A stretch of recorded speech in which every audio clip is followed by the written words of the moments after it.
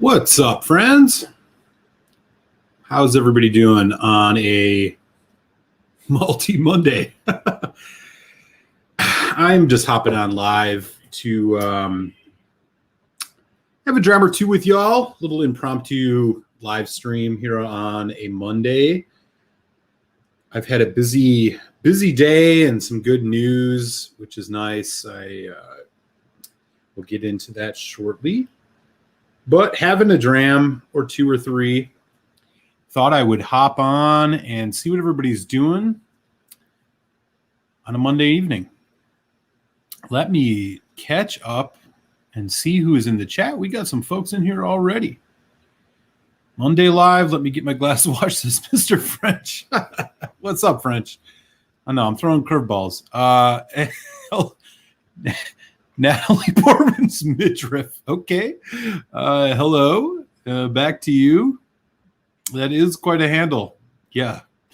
Mahir, what's up? We were just chatting on the old Instagram. How are things in India?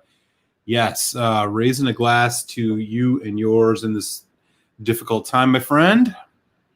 Thanks for swinging in. Yeah, it's getting to the point where it gets kind of unwieldy. So it's a reluctant man bun. I know people are big fans of those. So, doing what I can, man. How's everybody doing?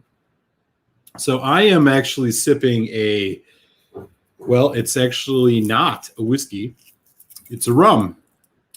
This is a single cask from Plantation Rum. It is from the Fiji Islands. It is 49.6%, blah, blah, blah. It's only about 10 years old. But here's what's really interesting about this. It is not only aged in some bourbon casks. It is aged in over 2 years of Kilchoman peated casks. So this is a peated bourbon. It's a thing. It exists. I had to get it. It was like Kilchoman. Yeah, I mean, that's just super exciting, man. Oh, no, I'm sorry. It's 6 months in the Kilchoman cask. So it is because they have to go to the Fran cask first. So bourbon, Fran, and then, there's 6 months, so a half of a year. It is finished off in Kilchoman peated Scotch cask. And my God, does it give this a interesting flavor. I do like to enjoy some rum from time to time. It is it's a nice kind of fallback, especially when you're not feeling the Scotch or the whiskey, which is a usually not my MO. But tonight it was. So, yeah, I mean, I'm still getting a little bit of that peat action here, but boy, funky rums indeed. Let me know in the chat. What are you guys sipping tonight? Anybody got anything in the glass? Copio. What's up, buddy? Nice to see you. There's a glass to you as well. I know there are tough times happening over in India with the outbreak you guys are having of COVID-19. Keeping you all in my thoughts. We know a little thing or two about going through that over here in the States as well. But I can imagine this, it looked like it came out of nowhere. So I hope everybody's doing okay. And you and yours are staying as safe as you can during this ridiculous, never-ending pandemic. This is going to be a really good parlay, I think, into another nice peated whiskey. And speaking of peated whiskey, Mahir and I were chatting a little bit earlier tonight on Instagram, and he was telling me that he has finally spent a good amount of quality time with his first ever bottle of Lagavulin 16, which you cannot go wrong with, and was loving it. So I'll be curious if he pours some of that for himself tonight. Let me catch up on the chat. Yes, good morning. Good morning. Peter White. He's got a peated rum. Havana Club Smoky finished in Lafroig cask. Wow. How is that? I don't know if I've had a Havana Club. I'll tell you this single cask Plantation with the Kilhoman is fantastic. It is. You get those kind of original, like those classic kind of bourbony caramel notes, but then it goes into, and I think it's because it has to go through France first. It's got some of that sugarcane note, light, very sugary, almost just uniquely sweet. It's uniquely sweet. If you've ever had like a, God, what are those called? I'm blanking here. I gotta look. There's a certain type of rum, and I'm forgetting the Martinique. It's like a Martinique rum. It's got a little bit of that taste to it, and then you get this nice little sharp hit of peat, and it's well balanced in here actually. So I'm quite enjoying it. And like I said, I do love rum. Rum and mezcal are kind of my secondary spirits. I'd love to hear in the chat. I mean, what do you guys like to sip on when you're not reaching for a whiskey to wet the palate? I would be curious to hear what your go-tos are. Like I said, mine kind of rum and mezcal. Oh, and he's pouring some now. Okay. Mahir has met and got very well acquainted with the Lagavulin 16. It is always an experience the first time. I'm so glad you got to do that. I still like it. Even after, years of kind of tasting other stuff, Lagavulin 16 is always a solid dram. Glad you're getting the chance to drink it for the first time, and you're loving it from what I recall. So that's awesome, buddy. Good to hear. Peter White says, Daluin 12 from Old Malt Cask. Pretty good pour. Okay. That is not a whiskey that I've had before. So interested to hear a little bit more about that. That might be something I got to look at. They're a high, well, I don't know if you think the regions matter or not, but I'm not sure I do either. But is that a Highland malt? Or is that a Speyside? I think it's one of the two. Could be wrong. But I have heard of it at least before. Hope you're enjoying that. Donner Pass, California, United States. How are things on the West Coast, buddy? Good to see you. If you're just joining, as I said, I am drinking a peated rum right now. This is a single cask from Plantation, who are not actual rum makers. They are just bottlers. It is 8.5 years in bourbon. And then the old classic Ferrand casks, which is big for them because, they're in France. And then 6 months in Kilhoman, which is giving this a really interesting flavor. And I think that they've done this really well. It has the Martinique rum type kind of thing going on to it, the sugar cane. It's got a little bit of the bourbon and the caramel. And then you get a hit of peat, and it's like very just well balanced. Everything is working harmoniously. It's a great pour. Bottle of this is about $60. You can find it in the United States. I'd recommend it.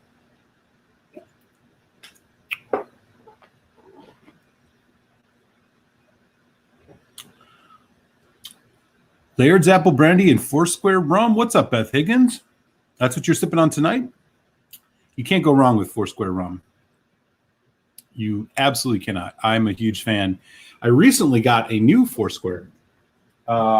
It's a total wine pick, so I don't know what to think about it. I haven't opened it yet. But it's called the Master Series. It's a 12-year, kind of like a lot of their releases are. But this one is ex-bourbon and ex-sherry. And the important part is it's bottled at 62%. So the only other sherry one that I had from Foursquare was the Premise, which is really, really good in its own right, but it's 46%. So this one, considerably higher ABV, is really pricey, but I had to do it. Daniel, East Texas, going on. Can't hang, but he'll listen in. What's up, everyone? Yeah, how's it going? I'm assuming this is a work night for you, right? Always good to have Daniel in the house, man. Good to see you. Force, dude, yeah. Daniel and I were actually chatting a bit over on Instagram. By the way, I do have an Instagram, Malt Muser Whiskey. If you're on Instagram and you want to follow that, I do post stuff there periodically. Check it out. And try to respond to chats as I get them. Daniel and I were talking a little bit about rum, and I was recommending to him the Foursquare rum series, including the Sagacity, because that is a 12-year-old rum. The thing about Foursquare, if you're into bourbon especially, this is something you'd be interested in. They're very bourbony, but they don't add any added sugar like a lot of the rum, standard rum you get at the store. So it's got a much more rich, complex, and vibrant flavor. The Sagacity in particular is a mix of ex-bourbon and ex-Madeira cask. And if you recall, for those of you who have been watching the show for a while, I did some live streams back in November when I was out in Los Angeles. And the Foursquare Sagacity was the first Foursquare that I had. I picked it up at High Times Wine Cellars, and I was blown away by it. And since then, I have bought many, many more. And we had a conversation about that in which I was recommending he grab the Sagacity. It is that good. It is a work night for him. Should be night for that. Yes, Beth Higgins, you make a really good point there. So the thing about Foursquare, especially the really good Foursquare rums, is that they're pretty pricey. The exclusive cask Foursquares, you're paying $70 to $100 for some of these. Dourly's, which is owned by Foursquare, is a great way to, if you've never been a rum person and you want to kind of test it out but not pay a bunch of money, see if it's like something that you would enjoy, check out the Dourly's, especially Dourly's 12-year-old. It's 40% ABV, but it's still made the way that they do it at Foursquare, and it gives you, it's like $30. It gives you a great flavor profile and gives you a sense of what you could get at higher ABV, and that may convince you to invest a little money into a Foursquare release. So yes, Beth, you make an absolutely great point. I highly recommend folks check out the Dourly's, Doorleys 12-year-old. It's literally probably $30 or less. It's one of the best rums you can get at that price point, probably the best rum you can get at that price point, and it will give you just a sense of, especially if you've been drinking spirits for a while, you'll be able to tell, like, oh my God, imagine what this would be like at 55%. Well, that's when you move on to the Foursquare. So great recommendation there, Beth. Appreciate it. And yeah, I think I might still have a bottle, or I might have just finished it because it is that good. It's the first one I recommend. I mean, I didn't know much about rum. I still wouldn't say that I'm a connoisseur of any sort, but I've started to learn what good rums are. And the big thing with rum is that for the most part, most of those conventional rums you buy, they add sugar to it. It's like drinking a tequila like Cuervo Gold, like a mixito, right? Where they're using not, natural sugars they're just adding stuff to it to make it sweeter and all that. There's a lot of craft rum out there. Hampton, Foursquare, as we were talking about. Some of these plantation single casks, not necessarily the regular plantations, but these single casks. I'll give a shout out to Two Wheels Down, formerly known as Malt in Montreal, for giving me a little heads up on these. They're fantastic. A lot of good rum out there, especially for bourbon drinkers who are looking for something a little different, a little fruitier, but still getting that same profile. You can't go wrong with these rums. They're that good. So I highly recommend them. And I'm really enjoying this pour tonight. I'm thinking about what the peated whiskey will be. So let me know. If any of you guys having a sip tonight, what's in your glass? We got 11 folks in, which is awesome. Great to see everybody here on an impromptu Malt Monday. I don't know. I'm not going to try and brand this or nothing, but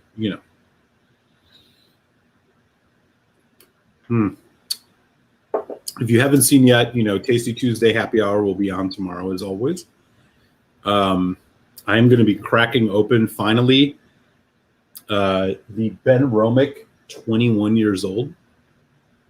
I don't know if there's any Ben Romick fans in the house. If there are, let me know what your favorite Ben Romick is.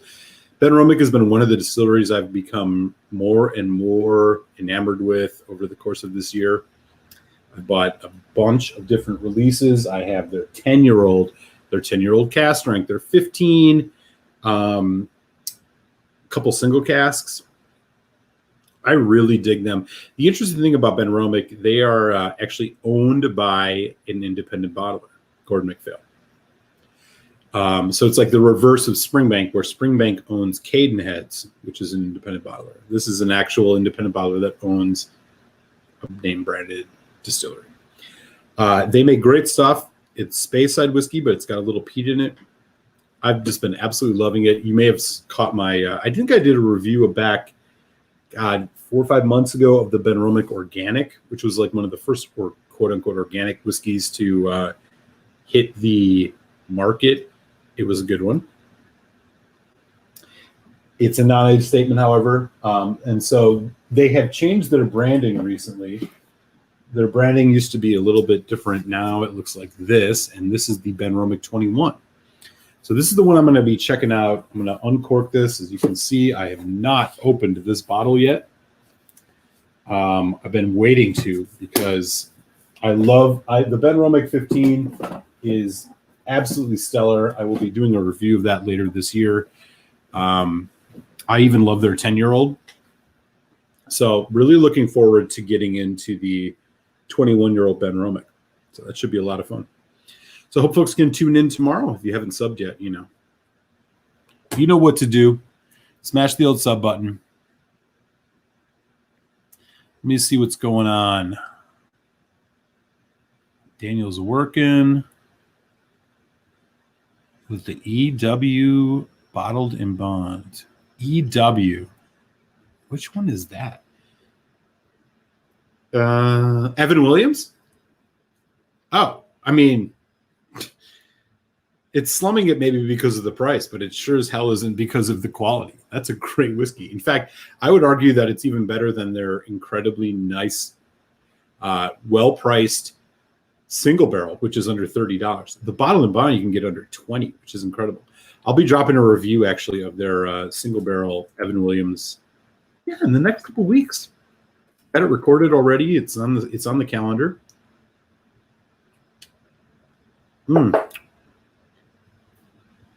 This has set the palate right for some peat. I'm a huge fan of the Evan Williams bottle and bond.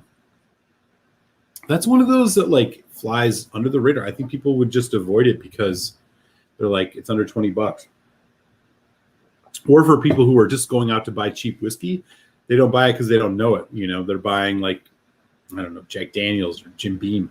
Like, you're crazy. Like, the Evan Williams bottle and bond is so much better than either of those two. It's better than basically any whiskey in that sub $20 range. I don't know. Is there anything else that bourbon wise would even come up to that level of the Evan Williams bottle and bond? I can't imagine so. Okay. I'm going to grab something else here.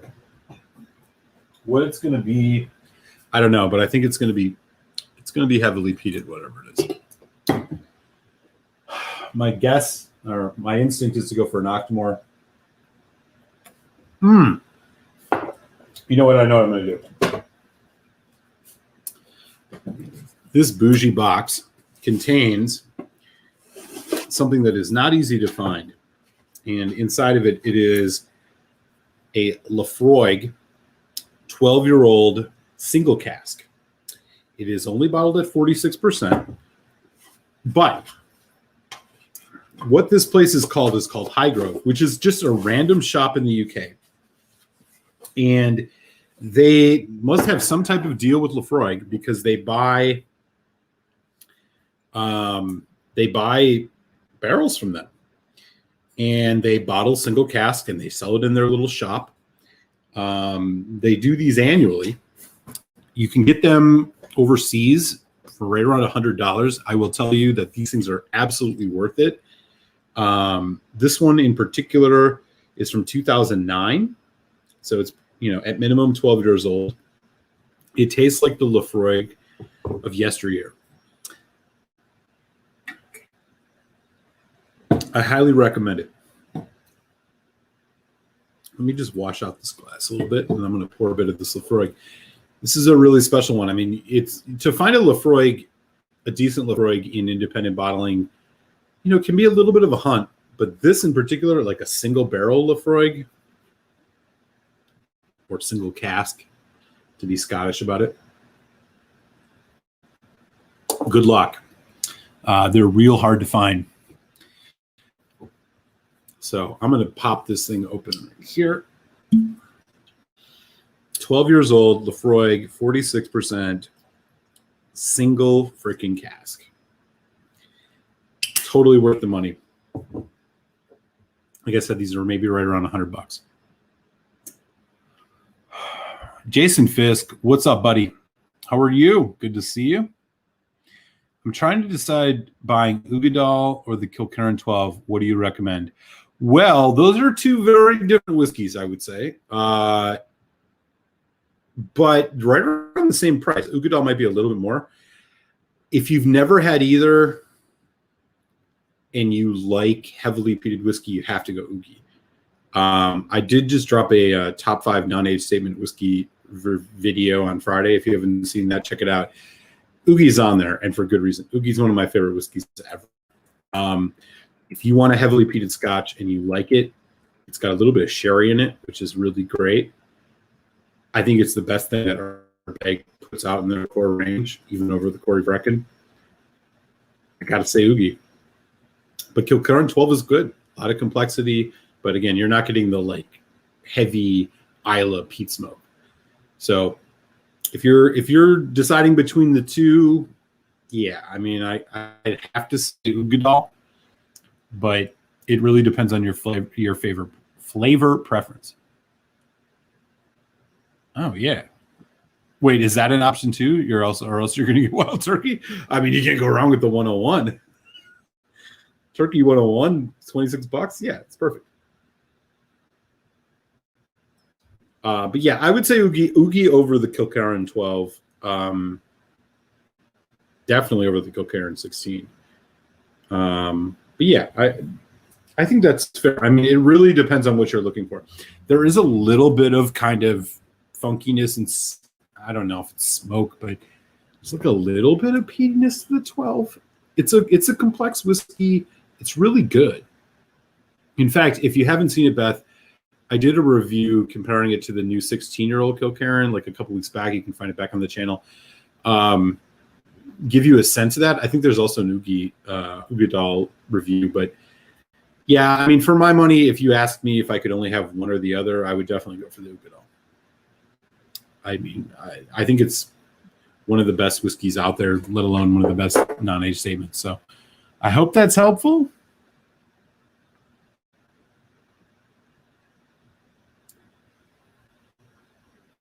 Oh, nice.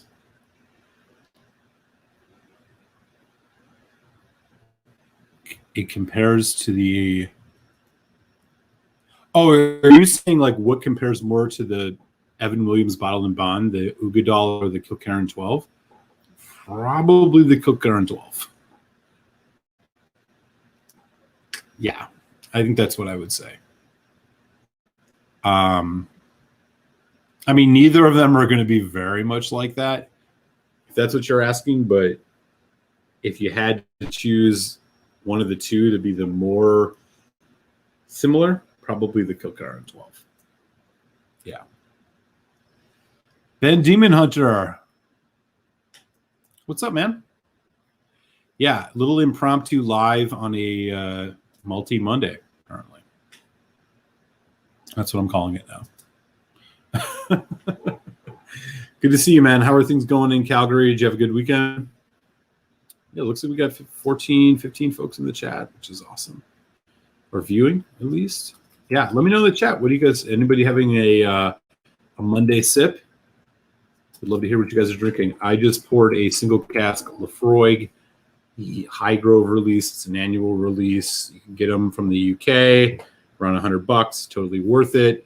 Some random shop called the Highgrove. It's like a You can look it up. It makes no sense that they have whiskey, but there you go.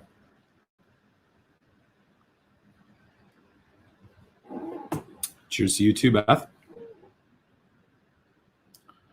Right on.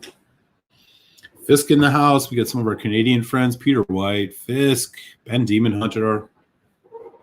Have any of y'all had this High Grove before? The High Grove single cask release from Lafroig, or the Lafroig single cask release from High Grove, to get it right.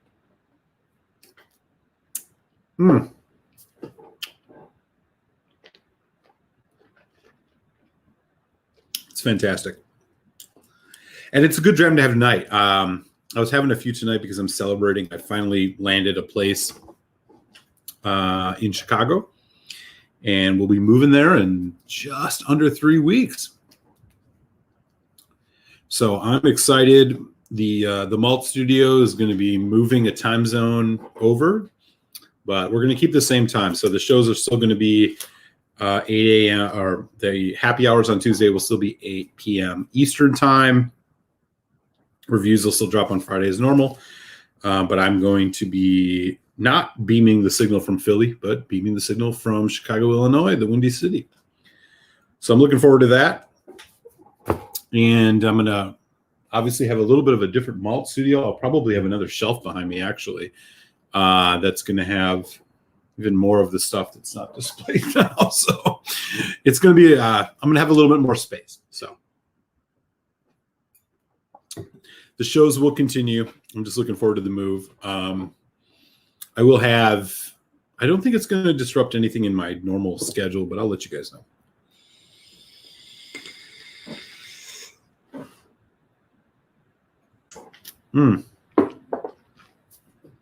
So something interesting I came across today, I don't know if any of you guys have seen it. Glenmorangie is releasing a new whiskey specifically made for blend or for mixing, and it's called the Glenmorangie X. I don't know what the price is. It's going to be 40% ABV, but apparently what they've done is they've engineered a Scotch whiskey that's designed to be blended into cocktails. You know, for them, it makes sense. They're kind of always on the precipice of new blends, new,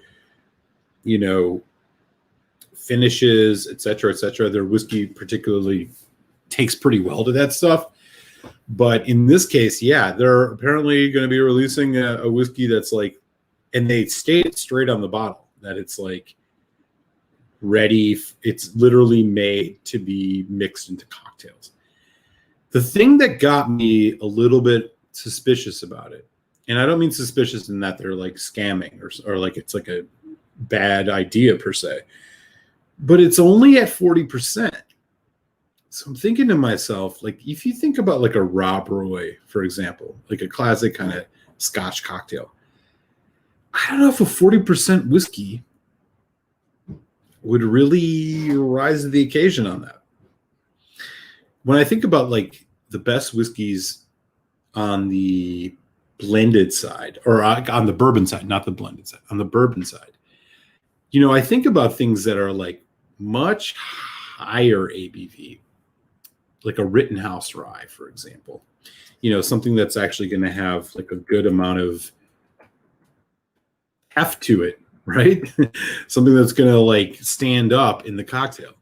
And when I saw that they were releasing this thing with like, less than that, I'm like, 40%. And it's a Glenmorangie. I don't know.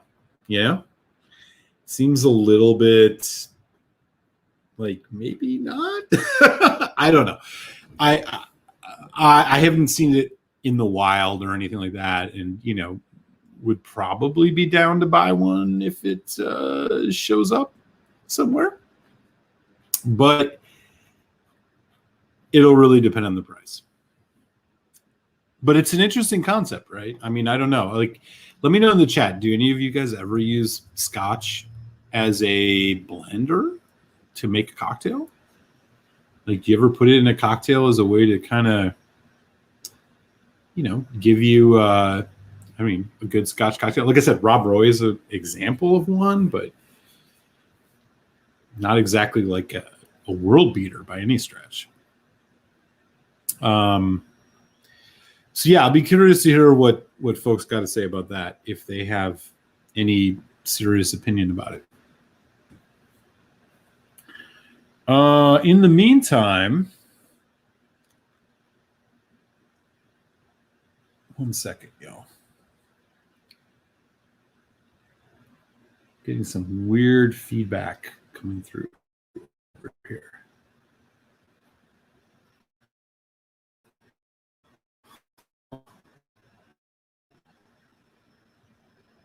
My internet is acting a little slow, so I apologize for that.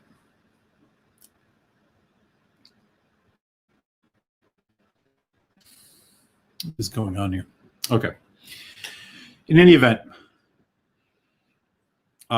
so apparently they're releasing a thing called the Glenmorangie X. And the Glenmorangie X is going to be, as I mentioned, it's going to be a whiskey that is made for cocktails.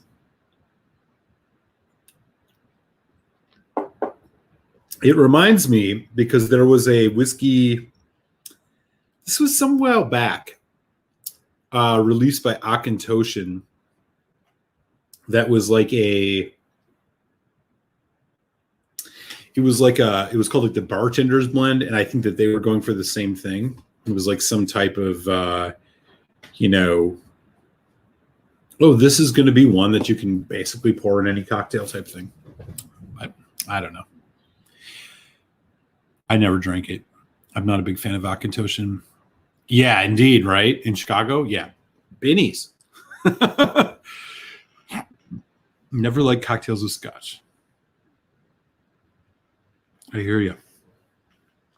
Ben talking with Peter. Fisk. Never use Scotch, always bourbon or rye. Yeah. What's up, Whiskey Ace? How you doing? Just bottle killed 2 Heaven Hill whiskeys. Oh, nice. Richie Z is in the house too. What up, man? Good to see you. Yeah, happy Monday, right? Here we are. Doing a little Monday action. I think it's a crime to use Scotch. Yeah. Well, I mean, I kind of agree with you. I mean, there are some that like maybe would just be misdemeanors, right? Famous grouse or doers or something like that. But I just don't. I can't think of any cocktail that Scotch is particularly great for. I mean, a Rob Roy, right? I've said this a couple times. The Rob Roy is a classic Scotch cocktail, but I don't know. Is it worth buying a Glenmorangie for? I think it's interesting, right? I'm always interested in things that Glenmorangie puts out, mostly because like they really don't do. Daniel says, "What's a cocktail?" Yeah, they really don't. I don't know. Glenmorangie doesn't really run afoul, Like I think they make really good stuff pretty consistently. But the idea that them of all people would be like a whiskey to buy for a cocktail mixer, I don't know, man. It doesn't. Their whiskey is such a like elegant, honey and sweet kind of forward whiskey. And the fact that it looks like, and I can't confirm this, but based on looking at the bottle image that they had posted, it looks like it's bottled at 40%, which makes me think, how's that going to work, right? I mean, the idea is you need a spirit that's going to stand up in a cocktail. For example, Rittenhouse Rye. If you're making like an old fashioned, Rittenhouse Rye is perfect for that. It's like a sub $30, sometimes sub $25, sub $25 rye whiskey. It's 50% because it's bottled in bond. That'll stand up in a cocktail. I don't know about a 40% Glenmorangie, but we shall see, I guess. JTS Brown, Heaven Hill 6. Ooh, there you go. Scotch and soda. I had Drambuie, A&W Rupert. I could see that working. Yeah, I could see that working.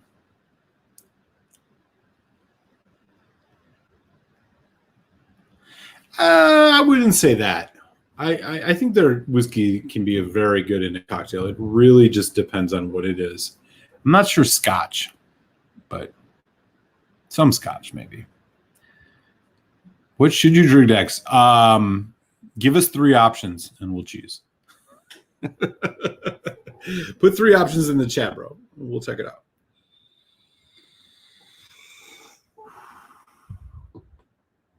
My guess is that anything that you put in will probably be good, because I know you got some good whiskey. But yeah, I'm put 3 options in the chat, and we'll have the crew vote on it. Man, I do love this Highgrove Laphroaig. I really want to get my hands on some independent bottled Laphroaigs, and mostly because, to be honest with you, like the thing about Laphroaig is they tend to chill filter and put color in their whiskey.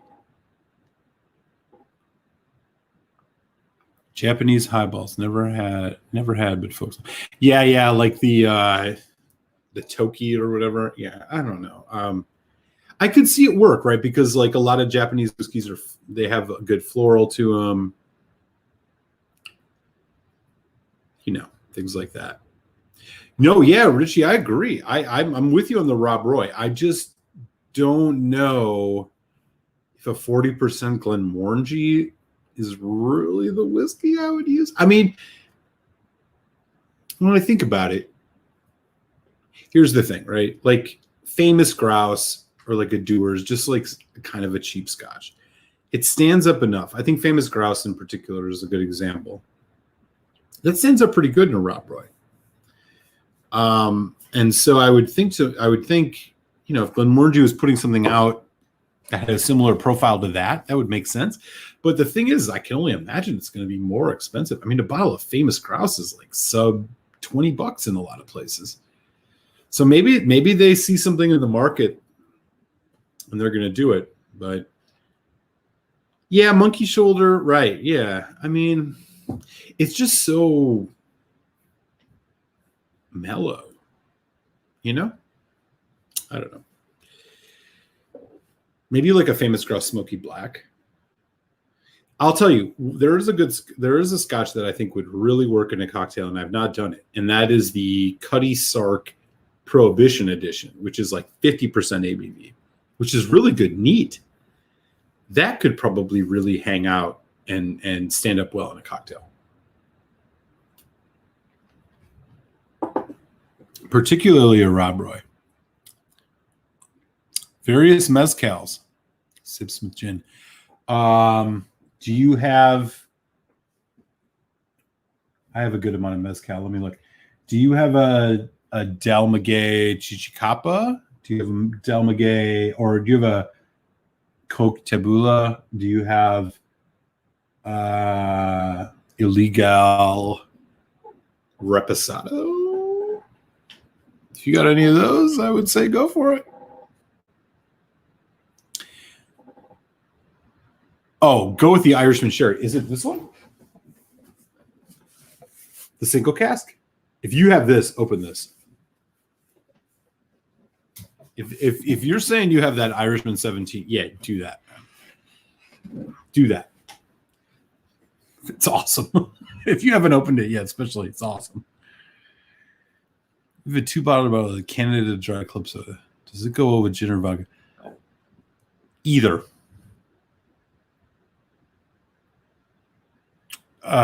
Ginger ale. You're probably better off just put the vodka in it. I don't know how the gin will work with it, but yeah. Do that. That says Blarg. Doesn't have any of those mezcals. Yes, sir. That's about oh, yeah, dude, do that for sure. I got to taste that Irishman. So this is something we've been seeing at the government stores here in PA. Irishman which is a good Irish whiskey in and of itself. It's a single cask, single malt. It is 17 years old. I think it's all in sherry, and it's 56%. Let me actually look at this bottle.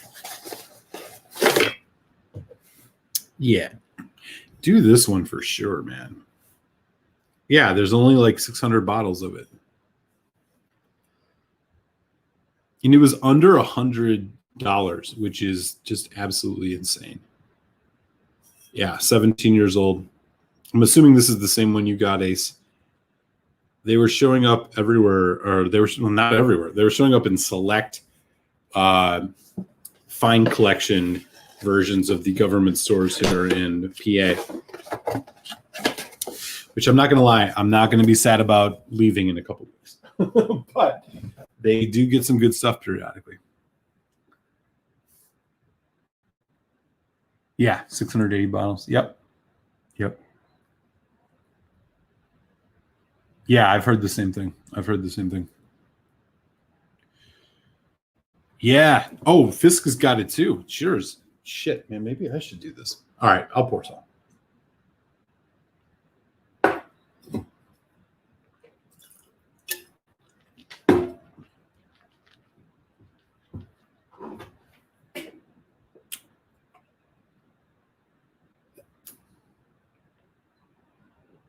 What is going on here?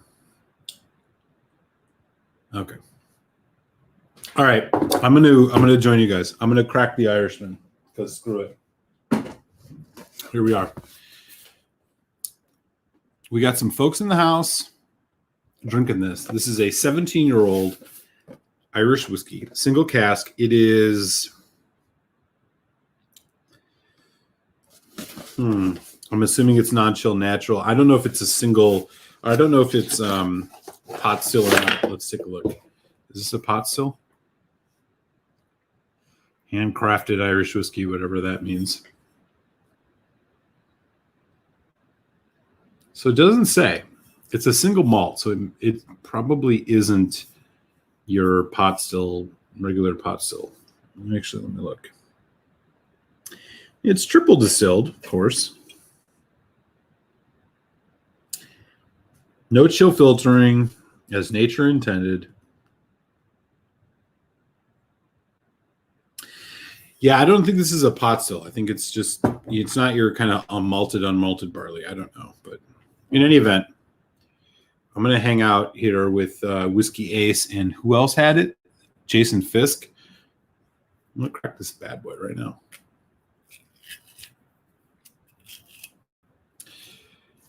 This is a whiskey worth getting. I have had a sample of it already.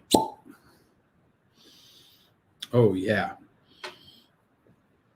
Let me get a fresh glass for this. Yeah, give me this one. The Irishman. Look at the color on this. 17 years, single cask. Look at that bad boy.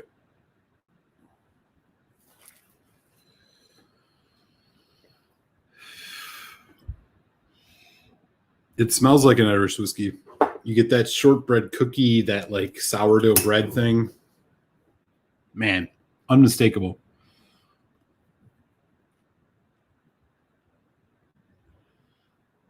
Right on.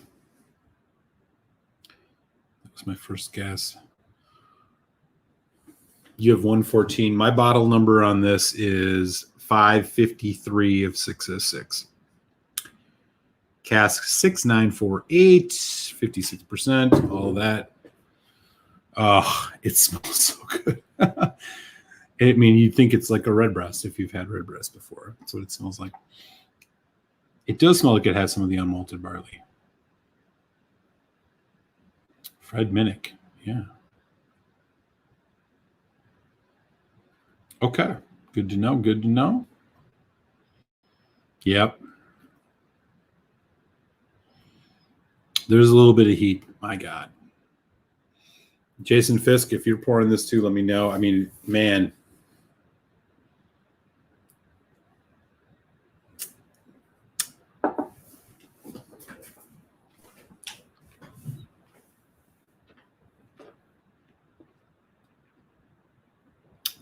so much sherry.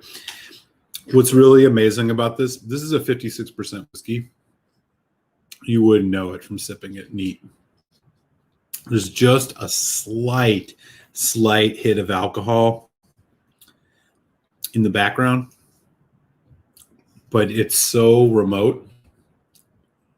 It is just like fresh fruit and dried fruit and dark fruit and a little bit of that fresh kind of shortbread cookie thing that you get a lot from Irish whiskey.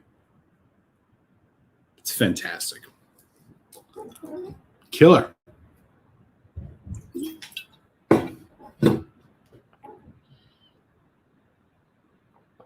Yep, he's got the same one. Yeah, definitely a fruity nose, for sure. For sure. Right? I mean, there's like a slight alcohol hit. I get a slight thing, but it's so remote. The nose is like it's like a fucking fruit basket. Maybe a slight gingerbread. Again, the shortbread cookie butteriness, like a butter toffee.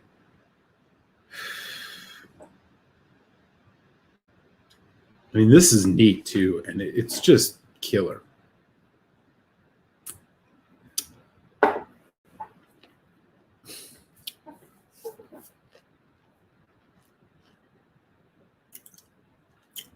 It's fantastic. All the way through. It's a quintessential Irish whiskey, but it has such a rich, syrupy cloyingness to it in the best possible way. And it just makes you want to drink more of it. It's like nectar. Man.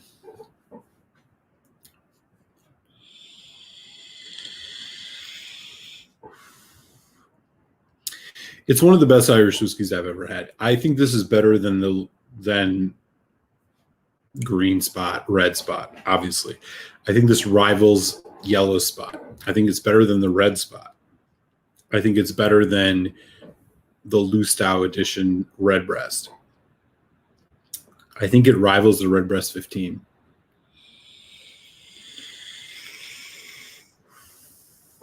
I won't say it's quite up to the level of the Redbreast 12 cask strength, but it's right there. This is an incredibly well-crafted product, and if you can't find the Irishman 17 single cask, I highly recommend you look for anything from Irishman. Like, they make great stuff. This is just great whiskey.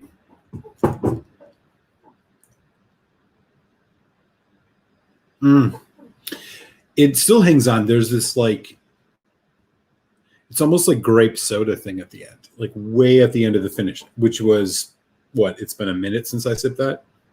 There's like a grape soda thing. And it's delicious. The dark fruits and the dried fruits are just huge. Yes, Lustau. You cannot go wrong with that. Please do a video, 5 to 10 whiskeys, which you will buy again that are available under $100. Oh, sure. So, Kapil, if you go back in my videos, there's a link there's a playlist called Top Fives. I have a top 5 whiskeys that I would buy again, which I think are all under 100. And then I just did a top 5 non-age statement whiskeys under 100. So check those out, but I hear you. Like, I could totally do that. I'll look to put something together on that. Yeah, exactly. That's where I was catching a little bit of the alcohol, but it's slight. It's a little prickly. I mean, it's a little fresh. It's a little bit more fresh than you'd expect on the nose, but I'm not complaining that much. Pickled Hound is in the house. What up, Jack? There you go. Yep. It is tough to beat. Yeah, I agree with you. Eric, do you see Old Label Red? Not really. I mean, Not really. I know that there's some folks have been saying that the last couple of years have been. I mean, they're still good, but they're not quite as good. I have one from 2017. It's a backup. My whiskey of the year in 2018 was the B217 Redbreast 12. I also just got, not too long ago, like the second release, or the B1 2020. I haven't opened it yet. I had the 19. I had one of the 19 releases. It wasn't quite as good, but it was still amazing. And at the price, you can't go wrong. But I hear what you're saying. I know that some of the older ones are still like, a bit better, is what some folks say. So, Gourmet tonic syrups in the chin. Plain food.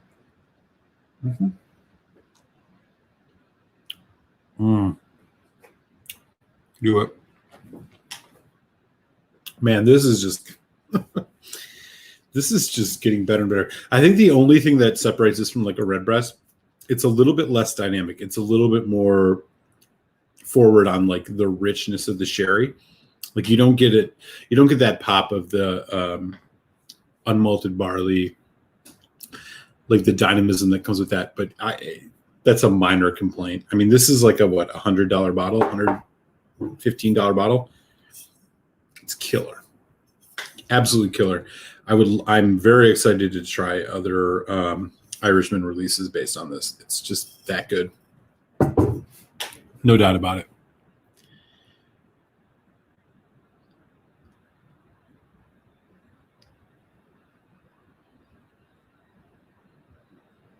Both weirdly enough to phone. Oh, might have missed that.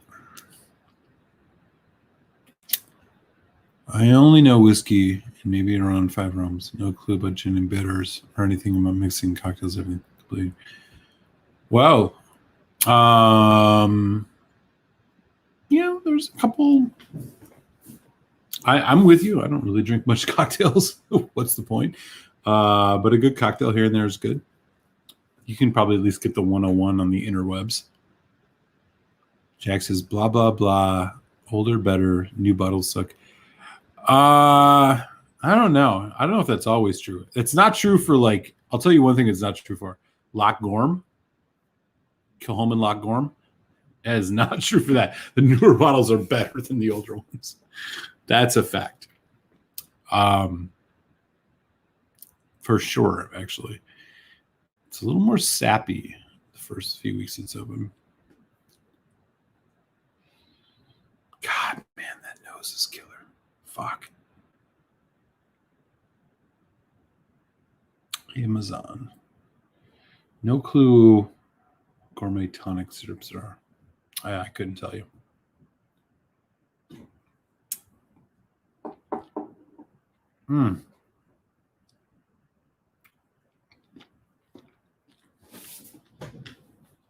This is so good. I really do recommend it. For folks who put it in the Google machine, look for this. Irishman, 17-year-old single cask.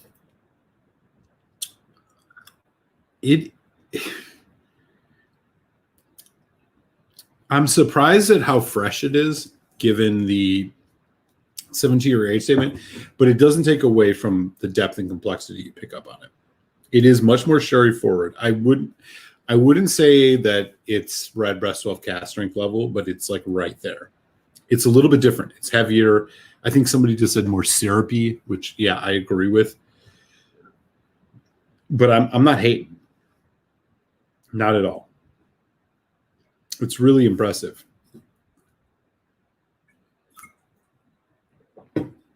Another recent release I got, and both of these I sampled with Patreon supporter and friend of the show, Tony. One of the other ones that I got recently, and I would highly recommend if you ever see it, and it's actually cheaper than this Irishman, is this one. Turcanal 16. It is Oloroso and Muscatel cask finish. This is seriously good stuff. 46%. I don't think it rises to the level of this Irishman. I think the Irishman's about $20 more, but it's worth it given the ABV difference. But I would recommend that one as well.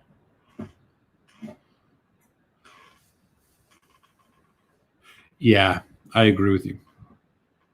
Jack said, "What's the price range?" So this one, this was right around 100. What was this? $110. Irishman. I mean, it's single cask and 17 years old. So it was right around 100. I think it's probably worth it.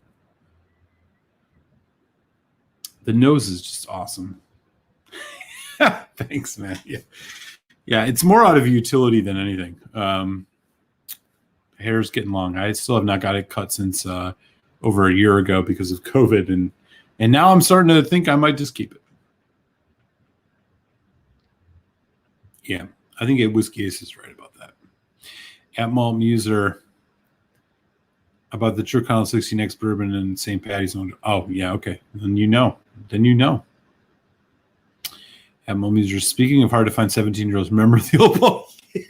I do remember the old Pulteney. I have one. It's not opened yet. God, do I miss that? I have had it because I drank 2 drams of it at where was it? Place in DC. Jesus. Wow, I'm blanking. The Whiskey Saloon. My God, I can't remember the name of it. That's sad. But I did have 2 drams of it, and it was fantastic. I think it's way better than their new 18, which I got to have a sample of. That was still good, but I don't think it was quite up to the level. I mean, they're part of that interesting group. By the way, I think another one of those that's part of them is a knock. I really think you should get yourself some knock now before they rebrand it like they did with Ball Blair and Old Pulteney. Oh, Jack Rose. It was at Jack Rose. Yeah, that's a really good whiskey. I would love to find another bottle. Well, it depends where you find Blue Spot. I got really lucky and found a Blue Spot at MSRP. It was sitting on a shelf. That was ridiculous. But yes, it is, for the most part, going to be cheaper than the Blue Spot. Jack Fisk. Jason Fisk says, oh, yeah, about the Chircano. It's great. Yep. Yeah, that's my favorite one, too. Yeah, that whiskey was unbelievable. Indeed, Richie. Indeed. If we could only get more bottles of it these days. The 21 was also fantastic, but that 17 was special. Eric, you FO look good, rocking the ponytail. When I was 15, my hair was now. Oh, yeah. It's totally like a. Like I said, it's just a hair's getting a pain in the ass. But thank you, I appreciate that, man. Appreciate that. We still got 8 folks in the chat, which is rad. Yes, Jack Rose. Yeah, I'm with you on that. I don't know, man. That 17 was special. I liked the 21, but I don't know if I liked it enough given the price hike. I thought that 17 just hit the sweet spot when it came to that Old Pulteney profile. I don't know. I mean, I would never sneeze at a 21, but I feel you. Whiskey Throttles in the house. Knock, who's there? It's me on a Monday, bro. I don't know what's going on. Good to see you, buddy. Yeah, they're really hard to find nowadays, which sucks. But they were really fucking good. I still think the 17 was the prize. I liked the 21 a lot. Again, I got the chance to taste it. I mean, it's a 4.25 out of 5. The 17 is also a 4.25 out of 5 for me, but like there was just something a little extra. It was the freshness. It brought a little bit of that briny, more of the briny quality that you get out of the Old Pulteney. That, I'll be honest, I thought it was like the sweet spot. Anywho, This Irishman is fantastic. 17-year-old cask strength, single cask and single malt. Get your hands on this if you can. I am going to, well, I'm going to sign off because I need to go get myself some dinner. But it's been real, and I hope Whiskey is. Or Whiskey Throttle says, I'm up north working in a dry camp. Hey, everybody pour one down for our good friend Whiskey Throttle tonight. He's having a hard time on Monday. This is no way for him to start on Monday, right? That one was for you, Throttle. Okay, y'all. I'm going to sign off, and but do if you've not hit subscribe so you'll know about tomorrow. It is Tasty Tuesday. I always do my Tasty Tuesday shows on Tuesday. Yeah. I hope you all can join. I'm going to be cracking open the Ben Romick 21-year-old uncorking. That's going to be a lot of fun. And then Telex and I are going to get into some whiskey for the Telex and Malt show. So that's going to be a lot of fun. Appreciate if you hit the thumbs up or the thumbs down before you leave. Whatever's clever. And yeah, thanks for hanging out with y'all. With that, I'm going to just sign off, and I'll see you tomorrow night, man. Cheers, everybody. Be well.